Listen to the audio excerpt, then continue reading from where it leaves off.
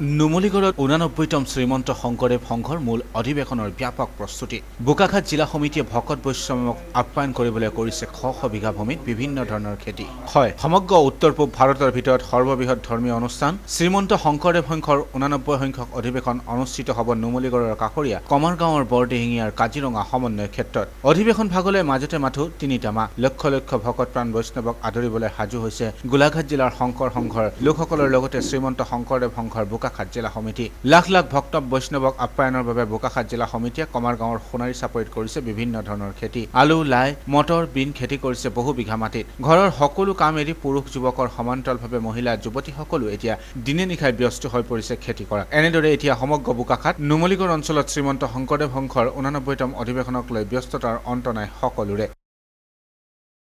আমি বোকাখাত জিলা শাখায় 2020 99 সংখ্যক অধিৱেশন ভাগ আমি নিমন্ত্ৰণ কৰিছোঁ সেয়ে আমি বোকাখাত জিলা সমূহ ৰাইজে আমি একত্ৰিত হৈ আজি সোণাৰী চাপৰিত আমি আলু খেতি পালেং ফেজবিন মটৰকে ইত্যাদি কৰি